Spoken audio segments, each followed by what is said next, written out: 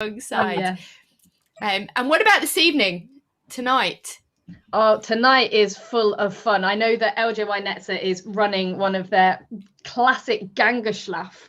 Gangerschlaf is a game show where everyone's in teams. I'm excited to see how that works on Zoom. Maybe we'll all be in our household teams, and all sorts of silly things happen. Oh my gosh, the things I've eaten in Gangerschlaf in the food challenges. I wonder what they're going to go make us find. Well, last year, Baroness Merrin, as she is now, was really the star of Gangerschlaft last year. So I'm if you're watching, I'm hoping that she'll revisit her Gangerschlaft moments with us this year. And there's other LJY programming happening, LJY Netzer programming happening through the day. And I can see Owen is also with us. Owen, who's our co-chair of one of our co-chairs of Biennial committee. Owen, is there something you're really looking forward to today? Well, very much, pretty much everything. But I do think we've hit the ground running this morning with the start of the training. It's been absolutely superb. And I've no doubt it will really inspire us to take on social action and really address the problem of racism. And just really put, as I'm always saying, inclusion into action. Thank you, Owen. And I think that we are ready to go into our next session. So I don't know whether you or Anna want to introduce our next speaker, although to most of us, she needs no introduction. She certainly doesn't. So we hand over to Ellie.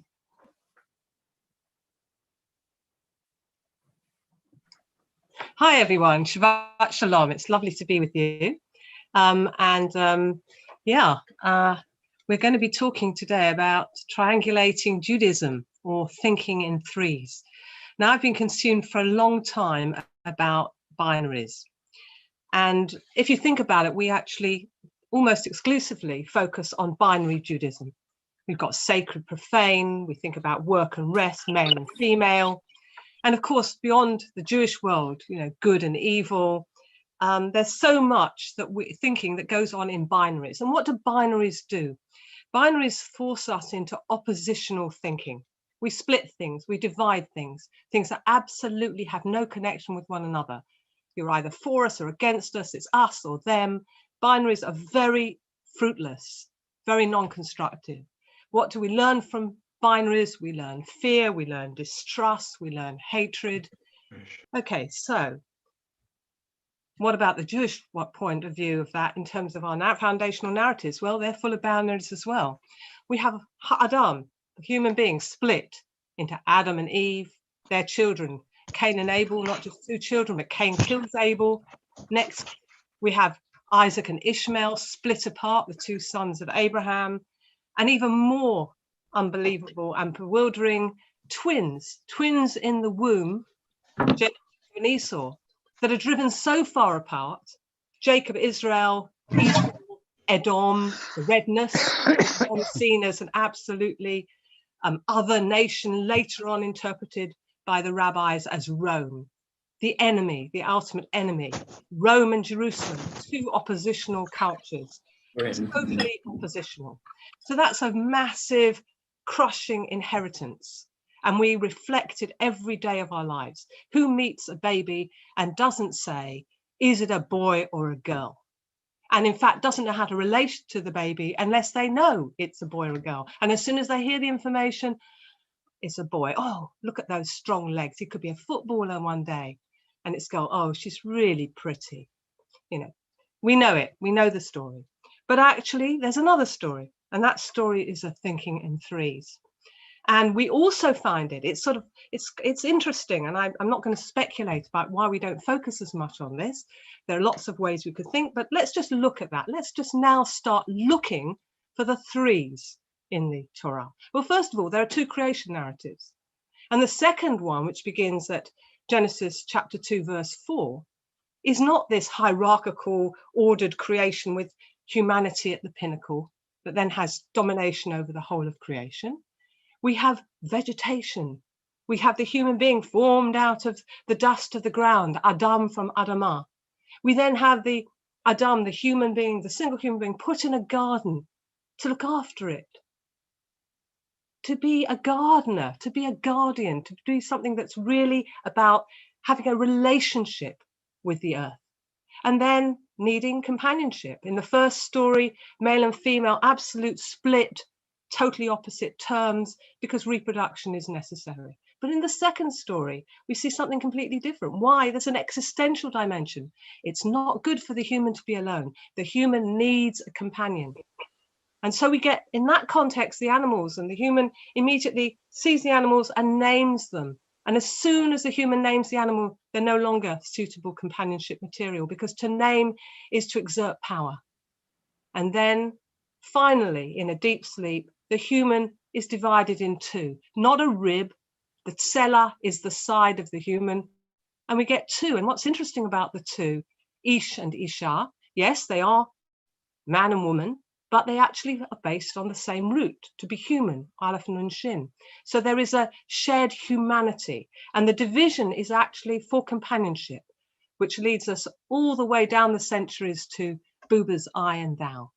So it's a very different. So we've got that threefold presentation of what it is to be human and have a relationship with the planet, with the creatures, with the earth.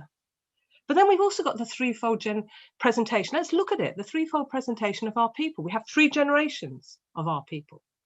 Abraham and Sarah. We have Isaac and Rebecca, Jacob, Leah, Rachel, Bilhah and Zilpah. Three generations. We then have three sibling leaders of the Exodus. We have three forms of religious leadership later on: priests, prophets, scribes who become rabbis. Most interestingly, we've got three names for our people, and it's interesting that we don't explore this enough. Yisrael, coming from that amazing story of Jacob's nighttime encounter with the unknown man, where he gets a new name. He becomes Yisrael, one who struggles with God. So Israel, for God strugglers, a spiritual dimension to our peoplehood. We've got Ivrim, Hebrews. Jonah, when asked by the sailors, who are you, says, Anochi Ivri, I'm a Hebrew. What does it mean to be a Hebrew? It's the root Ein Beit Resh, to pass over, to cross over. We are forever crossing borders, an existential dimension to Jewish existence. And finally, the most common word, Yehudim, Jews, coming from that biological descent, specifically Jacob and Leah's fourth child, Yehudah. We are the biological descendants. So we've got these three dimensions of being a people: a spiritual dimension, an existential dimension, and a biological dimension. And to think only of one of these, we lose that complex combination. And so an inclusive way of thinking about being Jewish is about somehow holding all of these together. And obviously different people will relate to different aspects of that, but they are there in our inheritance. We've also got, very importantly, three loci of Jewish existence in our foundational narrative. If you think about it, you often say, well, I can hear some speaking in the background. If you could go on mute, that would be great. We've got a foundational narrative which doesn't just take us from Egypt to the land, but Egypt, wilderness land. In fact, the wilderness is the place where we are formed as a people, where we stand at Mount Sinai, where we wander for 40 years and try to find out who we are, this rabble of ex-slaves who eventually are not fit, actually, to cross over and have a new challenge, who find themselves dying in the wilderness. That freedom isn't enough. Freedom from, but what are we going to be free to do?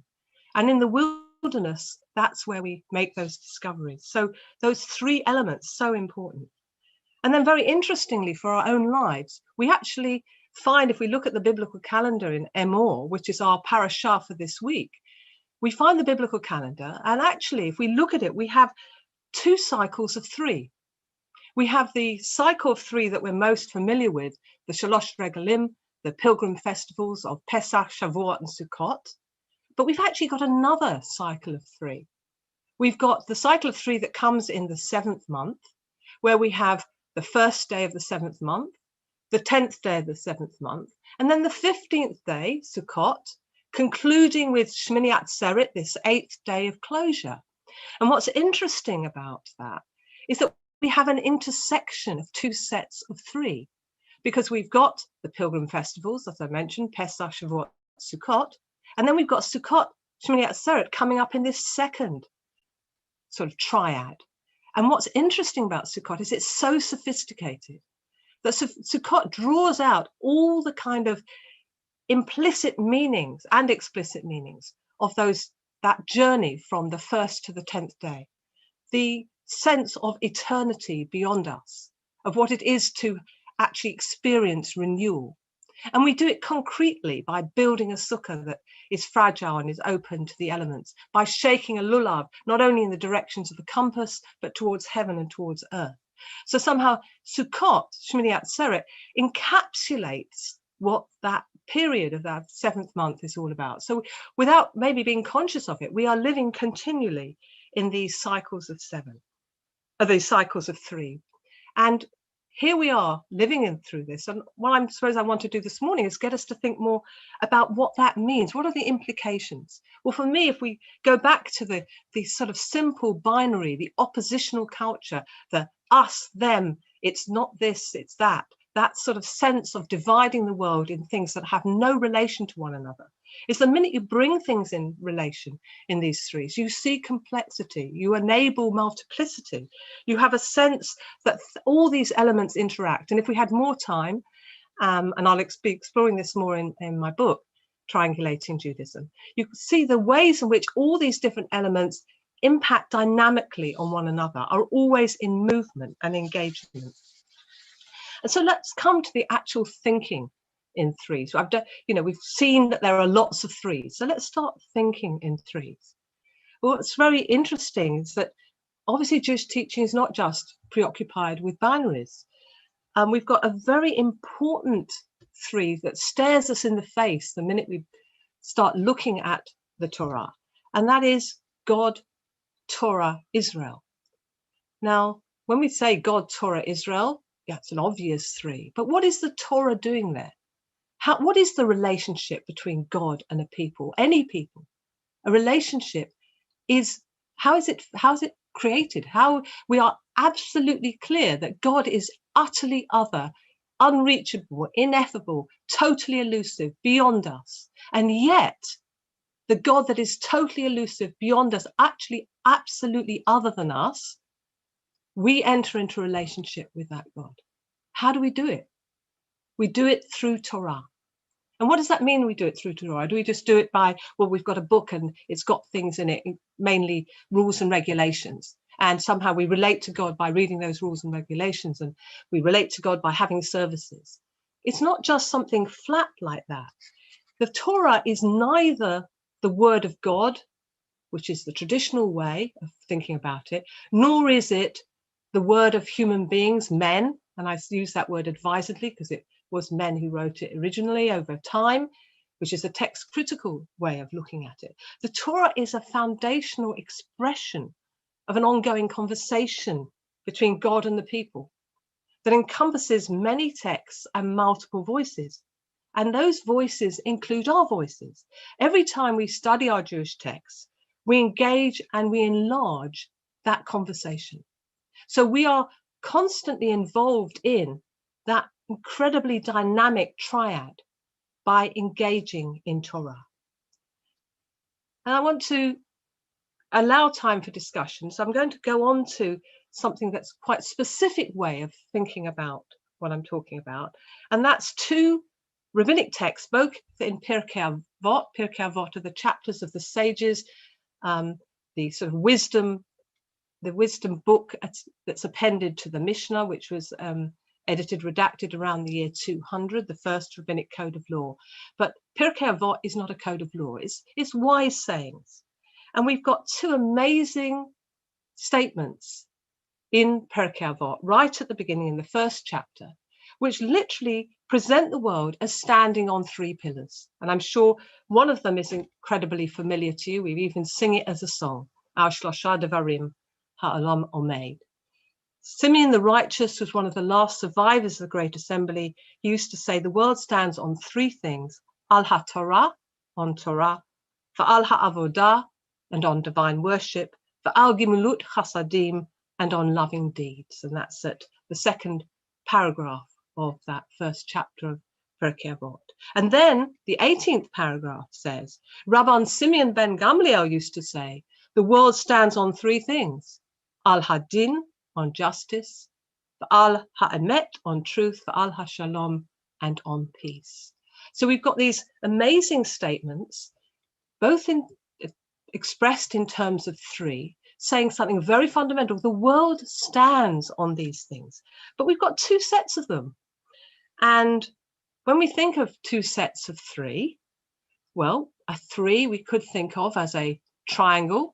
Let's think of them as an equilateral triangle. And what happens when we put two equilateral triangles together? What do we get when we put two equilateral triangles together?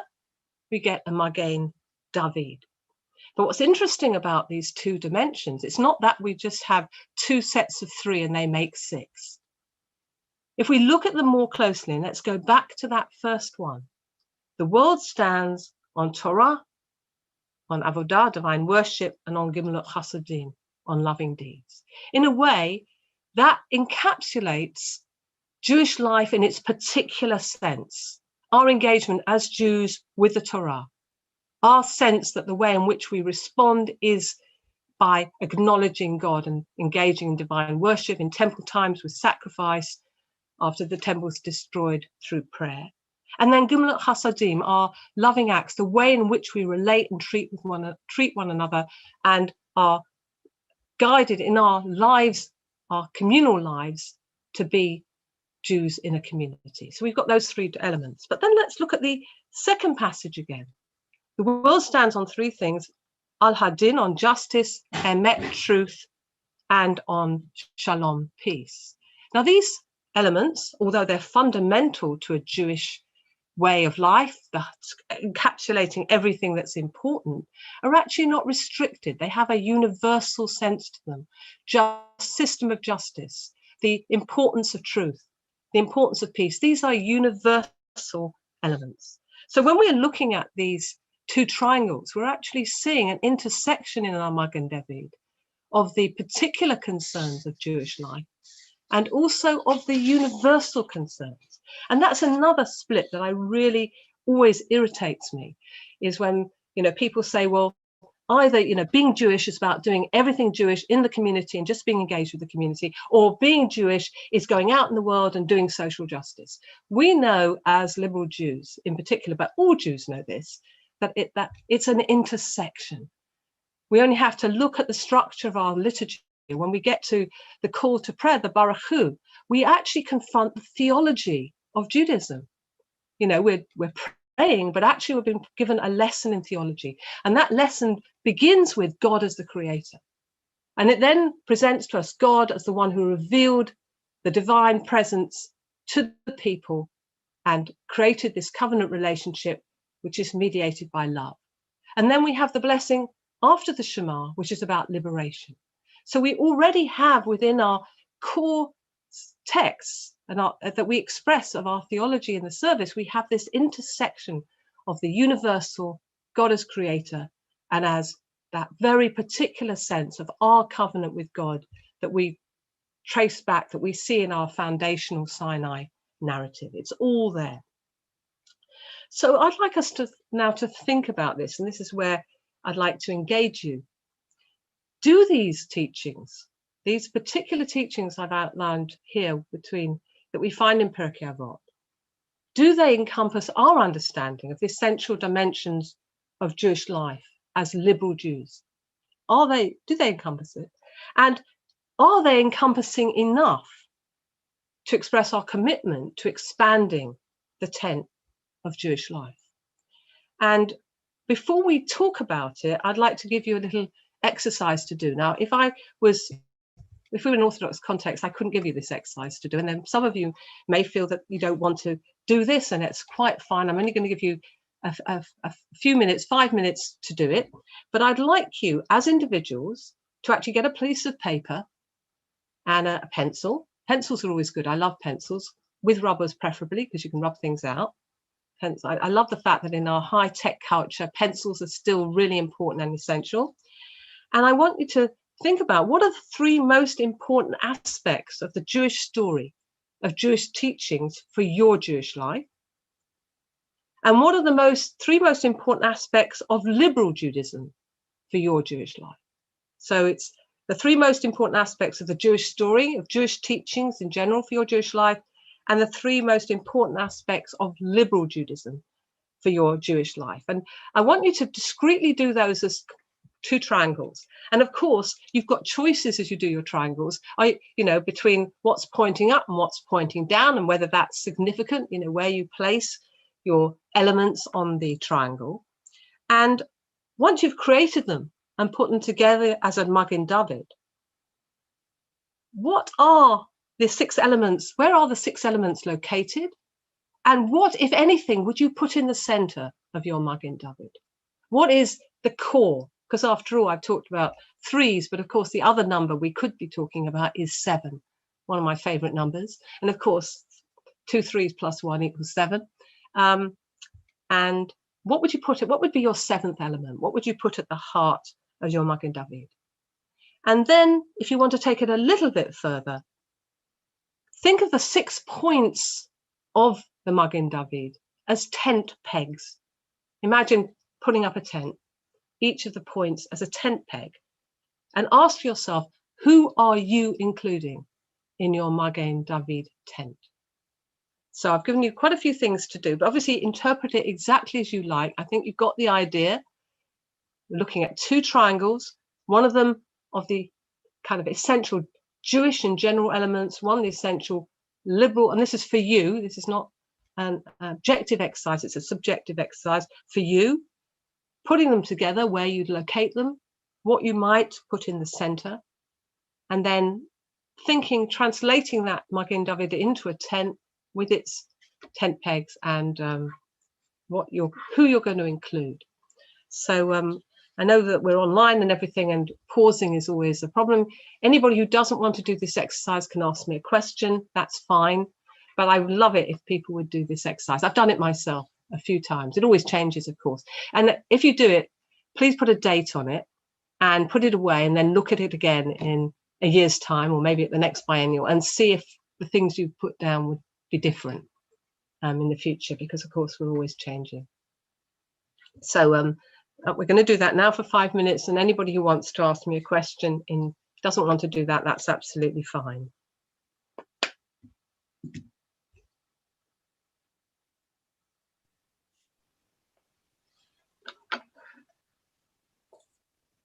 Okay, I've got a question coming up. So Sharon's asking, where's that? You said that the Torah is the intermediary in the relationship between God and Jews. I thought direct prayer did that job.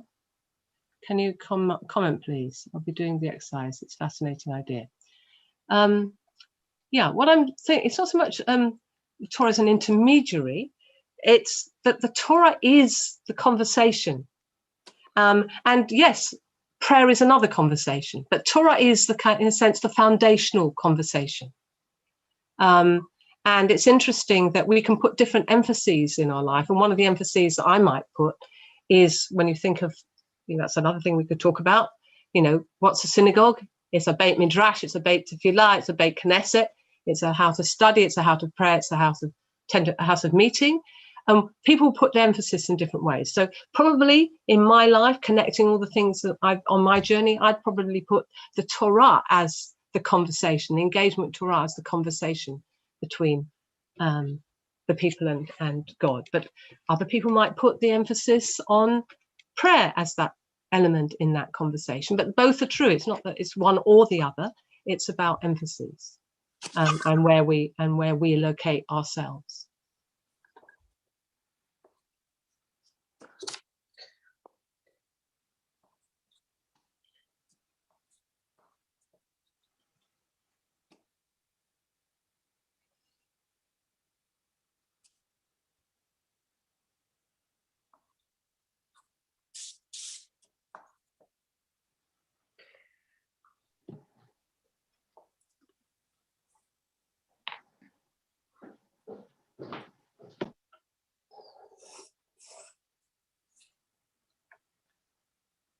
I've got a question here. Would you mind sharing your pegs?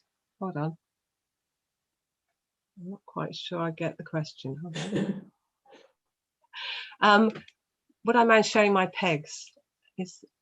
I'm one of the least practical people you ever meet. So get me to put up a tent, forget it. I won't be able to put up a tent. But it's just a thought that we would think of the sort of the corners of our Magen David as the places where we might put a peg in the ground and create out of this Magen David a tent. I don't know if that answers your question.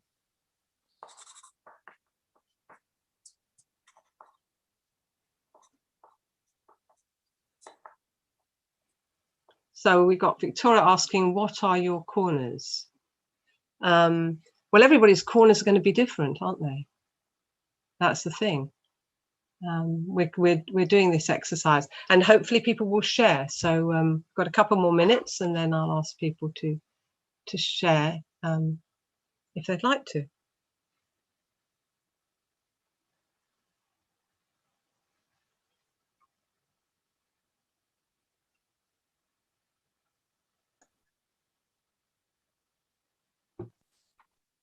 Okay, so the question is actually from Victoria, that she's interested in what mine are. Well, mine are always changing, so that they are never the same. But I suppose, no, I don't want to say what mine are yet. I might say what mine are at the end. I think that would be too leading, as I'm in the kind of privileged position of being the person leading this session. So I'm going to hold off on that. I'm more interested in hearing what other people have to say.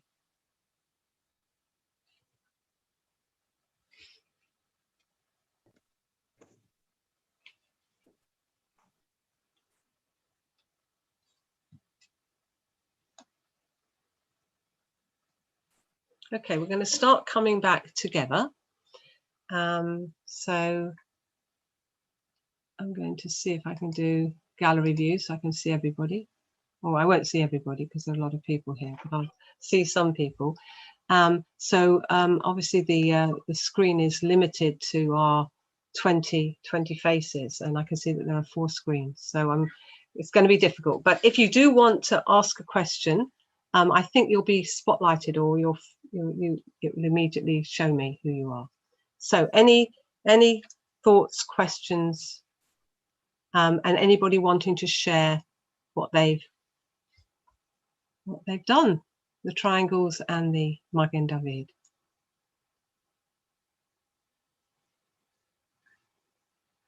I'm going to flick between screens. It's very difficult. I think, Kathy wants to say something. Can you unmute yourself, Kathy? Yes, just happy to share. It's an interesting exercise. So from the triangle from the Torah would be community, protection, and responsibility. Mm-hmm. And from liberal Judaism would be tolerance, kindness, and responsibility. And the bit in the middle would be love. Okay, thank you. That's lovely. Would you repeat it again so that we take it in, everybody can take it in? And actually, I found it quite surprising what my answers were. It's interesting that, not having ever thought about it before, to find that actually what they specifically meant was perhaps different from what I would have expected. But community, protection, and responsibility. Mm-hmm. And liberal Judaism, tolerance, kindness, and responsibility. Mm-hmm. And you've got love in the center. Thank you. Would anybody else like to share what they have? And again, I'm going to try flicking through the screens and seeing if anybody has. Can I share, Rabbi Elli? Okay, so hold on. Who's talking? Sharon. Sharon. My hand is up. Yeah, Sharon. I can't see you at the moment. Okay, Sharon. Yeah. Go ahead. So I had from traditional Judaism, I think I must have done it slightly different. Love thy neighbor as thyself, rest on Shabbat, and connection to the Creator. Mm-hmm. And then for the liberal Judaism on top, action to make all equal, community help, and connection to everyone. and I actually had love in the middle myself. All right, great. Thank you. Thank you very much, Sharon. And again, I'm going to be flicking through to see if I can see. It might be better if you unmute yourself and say something. That will help me, because it's very difficult to see. I could share mine. It's Ruth. Okay, Ruth. Hi, Ruth. Hi. So I had, for traditional Judaism, or I had Yom Kippur, which I find a great festival. Yom Hazeh, the importance of what we do in this world and today, and the history, the connection, the great heritage. From liberal Judaism, unsurprisingly, perhaps, I've got inclusion. The fact that we need to think about what we do, to have a reason for everything, which is exhausting but good, and that I can understand it because it's in English.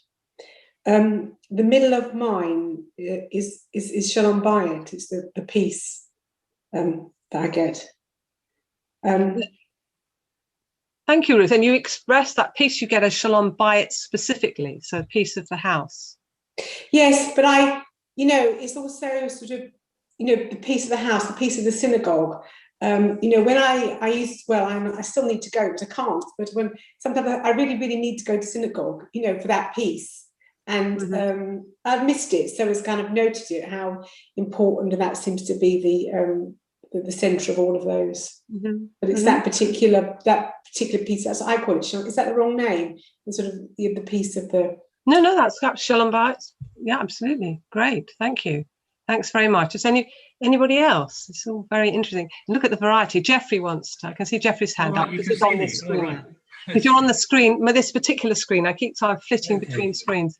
I'll say what I've got. I haven't got an equatorial triangle. I've got one with a hypotenuse, which I right, okay, fair enough. So for the Jewish elements, I've got festivals and Jewish history on two sides, and for the longer side, the hypotenuse, got lots of loving kindness. That's been the most important.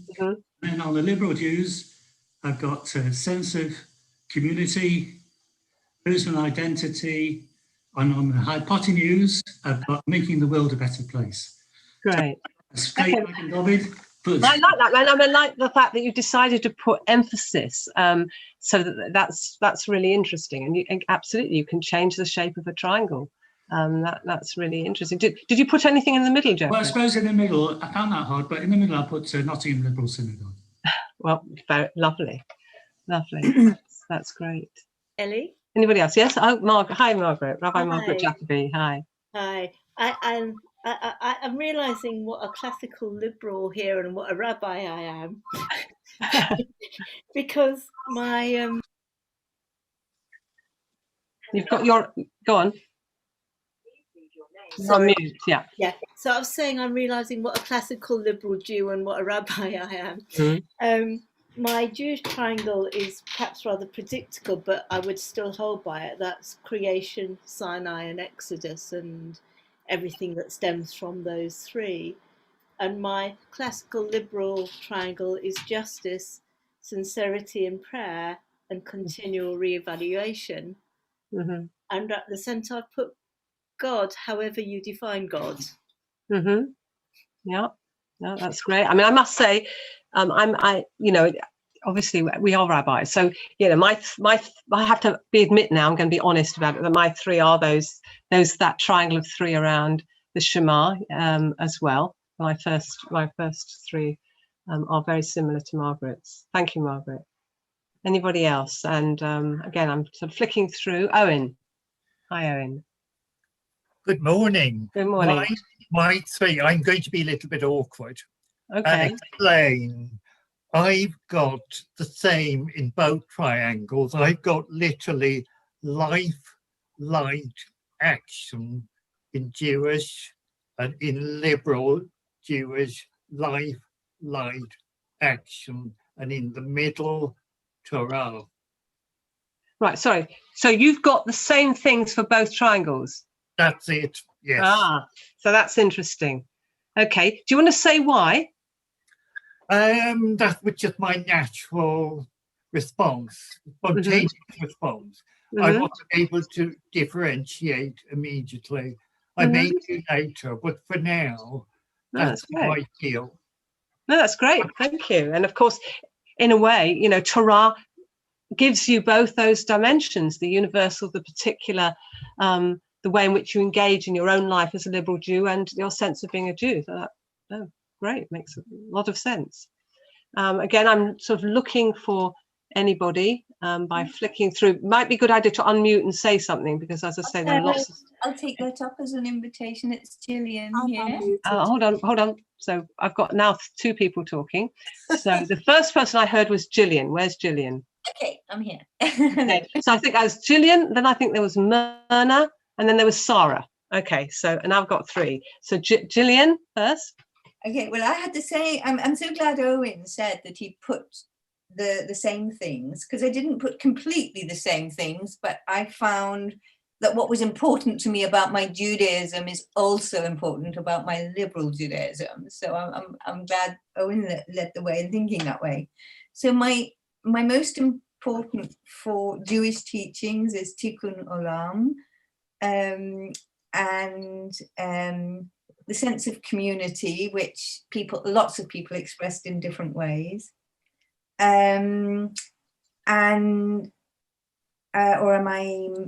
No, sorry, that I've got that on the wrong one. Tikkun Olam and prayer and caring for people is my Jewish teachings.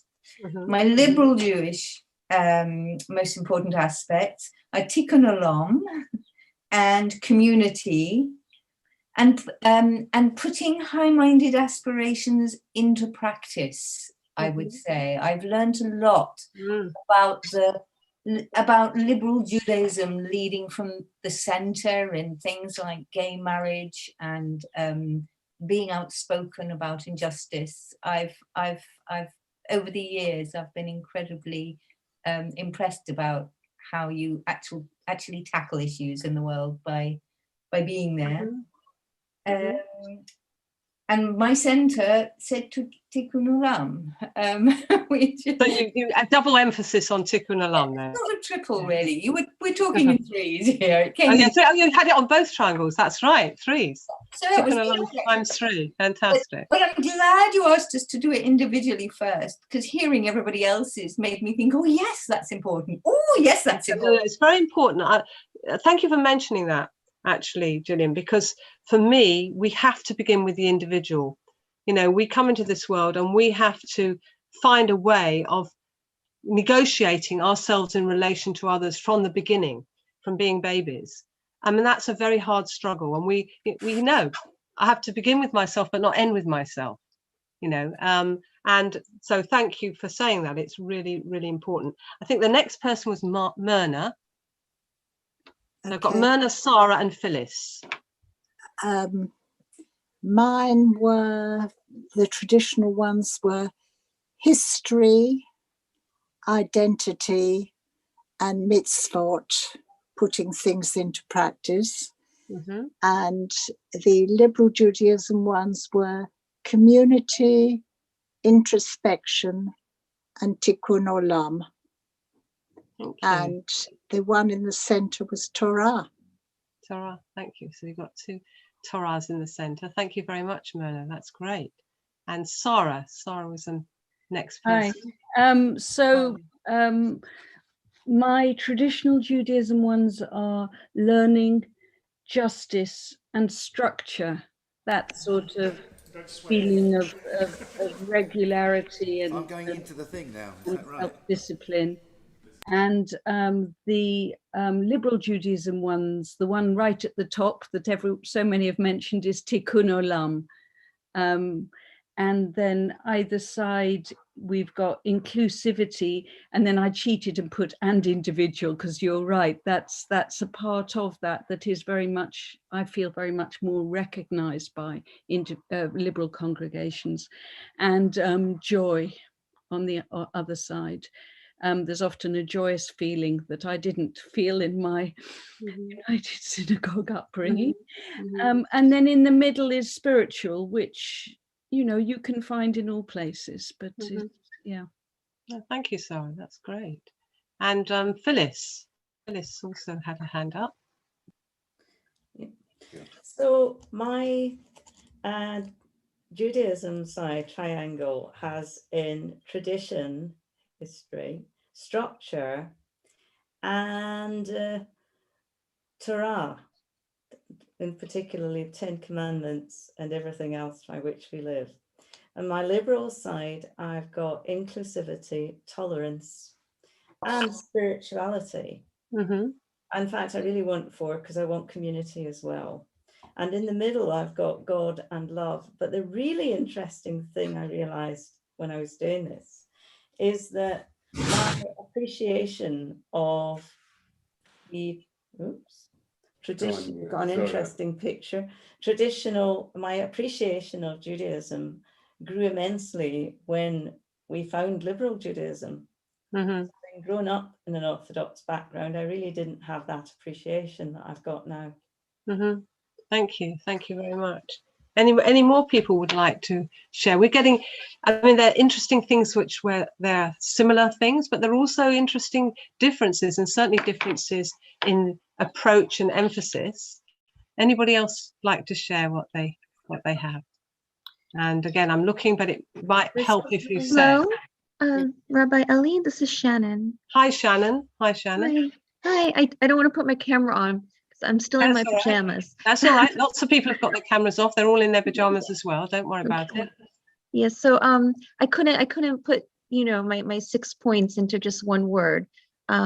So let me just go over what I said, which is so the 3. I literally did stories at first.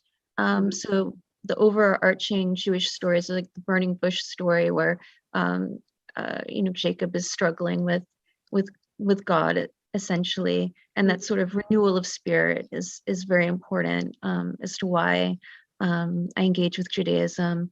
The story of the Exodus, but also the exiles, very important to my life, because we've had to travel here, there, and everywhere throughout our life. And then Shabbat, of course, is super important to our lives. And then the 3 most important liberal Judaism points, the mixed faith marriage blessings. So inclusivity, that's welcomed me into Judaism, social justice, and let me see, going down, oops, can't see. And then like the center was like my relationship with God and this directive to choose life. So I couldn't choose which one. The directive to choose life is very important to me, and something I have to remember over and over again, something to do. I mean, it's really important that we don't, I'm not trying to be prescriptive here. And you might say, we don't want to make it like a rigid thing. So it's fine for you to be bursting out of these 2 sets of 3s. And what's important, you've mentioned stories, because stories are terribly important. And that's another aspect of what would motivate me, would be in terms of stories. And I think the burning bush and Jacob would certainly be 2 of them. But there are so many amazing stories when we explore them. And of course, we've got our own story as well, which is so important. I think Victoria's got a technological hand up. Victoria, did you want to say something? Okay, number 1 is, God, or rather struggle with faith, study, and history as locus of identity. And number 2, J, is community, inclusion, and service. And the one in the middle is meaning. Yeah, now that's interesting, because of course meaning is the way we negotiate all the elements, is by creating meaning in our lives. And I'm going to see if any more people, before we actually look at this whole idea of the tent. So does anybody else like to yes, I can see Claire. Now I'm skipping through screens and I can see Claire waving a hand. I'm sorry, I couldn't actually do the original 6 points because I didn't hear the instructions. I'm really sorry, and I've missed quite a lot of what people have said. It sounds absolutely brilliant idea. Thank you. I'll have to use it. I just wondered whether anybody has mentioned family, as I hear quite a lot of people moving over from United Synagogue or Orthodoxy to liberal Judaism, and I wonder if anybody has mentioned family connection in the Well, they haven't yet, but you have. So the exercise is the exercise of two triangles, one with the three most essential, generally Jewish. I get that. Yeah. And the other one was to do with the liberal Judaism, but you're the first one to mention family. Yeah. So that's, you know, that's interesting in itself. And also, I know a few years ago, I don't know where it probably would have gone in the center, actually, would be some kind of a sort of politicized Judaism in the context of Israel and Palestine, because that was so important. Mm-hmm. And that's another interesting thing, that you're the first person to mention Israel, the place, and that's also an interesting one. And one of the things that comes through this, of course, is how we are all individuals negotiating, and, you know, Victoria put it in the center of hers, but we're all negotiating meaning all the time. That's what we're doing. Is anybody else? And I'm trying to not lose people. Oh, Nick, I see your hand is up. Hello, Nick. Hi. Yeah, so actually following on from Claire and linking in a bit to Owen, the way I did it was I've actually put on opposite sides of the Magen David, sort of like complementary things. So for Judaism, I've put down questioning, and then liberal Judaism, I've put down ability to disagree with orthodoxy. For Judaism, I've got history and provenance, and then liberal Judaism is sort of relevance today, sort of the modern dynamic bit. And then I've actually put down family as well. So for Judaism, I actually put, if you like, traditional family, and then for liberal Judaism is the liberal Judaism family. So, you know, I've got them opposite. And I didn't know what to put in the middle. I'm still thinking about that. So I must admit, when I first started doing this, or when you first explained it, I thought I went into work mode. I said, you know, this is the sort of thing you do at work. And I thought, oh, you know, one of these things, I'd better do something just to play along. And actually, as I did it, I thought, well, this is quite interesting. So thank you for that. Thank you. And that's just about engaging ourselves in something that's meaningful and connecting. And that's also very fundamental to me about what it is to teach, because to teach is to learn and to engage, and should not be in any way just one way. That what we do is we're engaging together and we're learning and we're contributing our wisdom to the wisdom that's gone before, as Rami Shapiro puts it in his wonderful poem. I'm just looking to see if anybody has got a hand up. If you haven't, I can hear some background. Noise, but I can't see a hand up at the moment. Okay, looks like there isn't. So I'm wondering if we could think a bit, because we've had some wonderful contributions, and even if you didn't speak, please don't think, oh, well, the session's over, I'll just forget that and throw it away. I mean, I'm a terrible hoarder, so, but I'm not suggesting you hoard it. I'm just suggesting that it would be really useful for you to return to this as a way of marking your own journey and your own thinking. And it's something I do on a regular basis. In fact, I've always started my Exploring Judaism courses when we're looking at what is Judaism with this kind of exercise. And I said, keep it and look at it in a year's time and see where you are on your journey. So I'm just suggesting you do that. It'd be a way of remembering this wonderful conference, is just date it and return to it. But I'm interested in this whole idea of the tent of the pegs, imagining now that this Magen David, and we had that wonderful example of the, you know, extended, it doesn't have to be two equilateral triangles, but just imagine that we were now transforming this Magen David into something with the 6 points. We had pegs and they were pegging and creating a tent. And I'm just thinking about who we are really including, because obviously there are lots and lots of dimensions to our inheritance and to our current engagement as liberal Jews. But as we think about all these elements, how are we enabling? Because for me, the fundamental question to ask is, do I as an individual feel that I am at home and can be included here? And what do I have to do what has to happen to do that? What has to take place? Because in thinking in threes, what we're thinking about is these complex interactions. We know the basic unit of Jewish learning is chavruta, so it's two people together, but actually it's never only two. Because what two people are doing when they sit down together and engage Jewishly is they're engaging with this Jewish thing between them that is part of who they are as individuals, and is also part of what this little seed of community. Two people engaging together over a text is a seed of community. So how do we do that? How do we take all these elements and actually create something complex? Because at the basic thought is the two creates opposition, it creates division. The minute you start going from 2 to 3, you create something that's more complex, that allows for multiplicity, all the different ways you can interact, and obviously you build up from there. And the further you go along that, the more elements you include. I'm sure one of my reasons I'm so obsessed with threes is because I'm the middle child of 3, but I'm not going to bore you with that experience.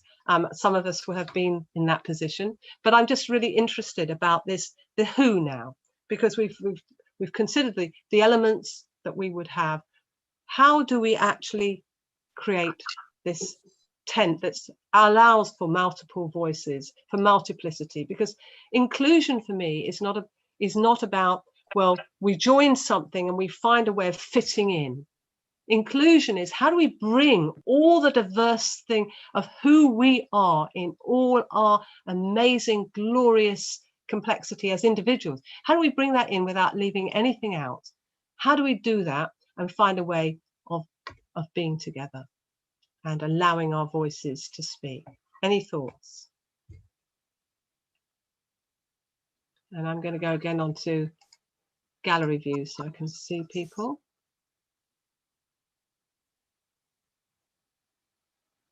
I think we have a hand up from Janet. No, I couldn't see Janet. Where's Janet? Janet, if you're able to unmute yourself. Yeah. Yes, I was listening very interestingly to the two triangles, and one of the things that I didn't hear, and which I think is linked to what you're talking about possibly now, Rabbi Elli, is the world Jewish family. I personally, that brings insights, and I do feel that I have different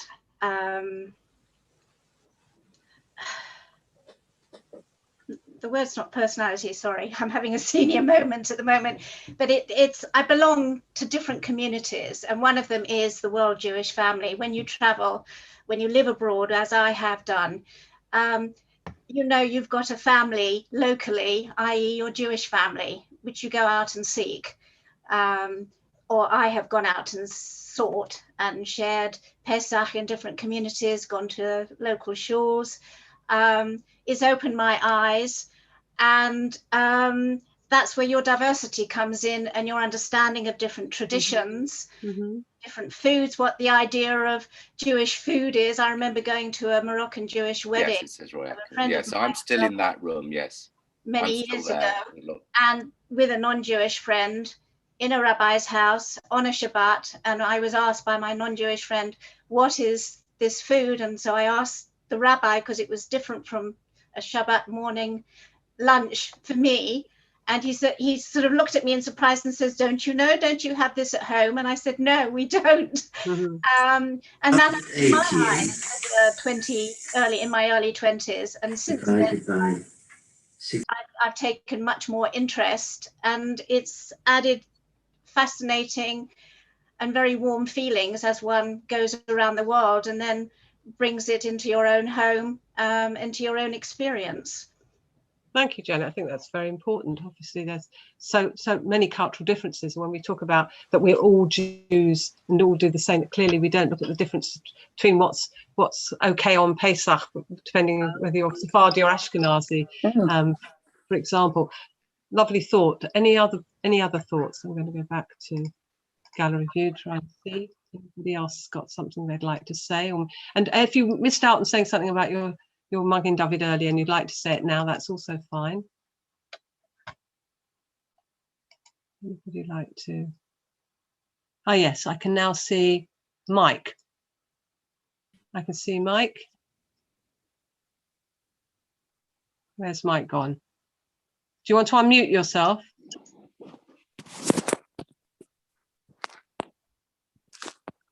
think, Mike, you had your hand up.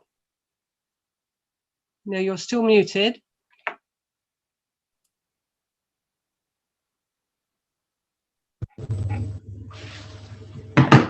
Okay.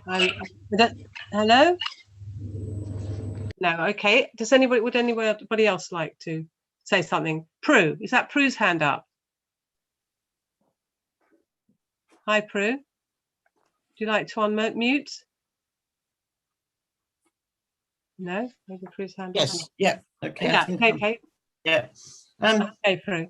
One of my corners was storytelling. Mm-hmm. And I think when you're talking about two people discussing, storytelling mediates or allows the opportunity to mediate in a safe place. And I think that can be really, really important. And certainly in the biblical, your traditional triangle, language and storytelling was one of my key points. I won't bother with the others, but don't bother. What were your others? Okay, well, the traditional triangle was responsibility, the ethical thrust of the Torah. Storytelling and language was my top one, and an occasional shock of truth in language. And then my liberal one was Edmund Flagg's comment that Judaism demands of me no abdication of the mind. And then the other 2 points were community, sort of tikkun olam, and social actions rolled into one. And liberal Judaism leading on issues which somebody else mentioned, which I thought was really important. But it was the idea that the binary structure can be broken down by storytelling, I think is a useful one. Thank you. And I think actually, Prue, I mean, thank you so much for coming in at that point, because I think that's a wonderful way to end. It was a good session, by the way. Thank you very much, because actually communication, sharing, trying to find a common language by which we can talk together can break down difference. That when we talk about conflict, we're talking about people who are not sharing the same story. They have different narratives. How do they find a way of having a conversation between those narratives? And that all of us in that position. So thank you so much, Prue. That was a brilliant way of completing this session. And thank you, everybody, for your contributions. And please, as I say, do hang on to your Magen Davids, or if you didn't do it now, think about doing it another time. So many thanks and Shabbat Shalom. Thank you so very much. Thank you very much. That was fantastic. Thank you. Thank you very much. Great. It's been a brilliant session, hasn't it, Anna? It has. Oh, it's been fabulous. Thank you so much. Sorry, I've just logged on. What was it about the Magen David? Well, there's so much more to come in the sessions today, and you'll have to be filled in upon in one of the chat sessions, I'm afraid, because it's shortly time for our Shabbat morning service. Owen, I'll let you introduce it. Yes, I think for many of us, the Shabbat morning service is probably one of the most important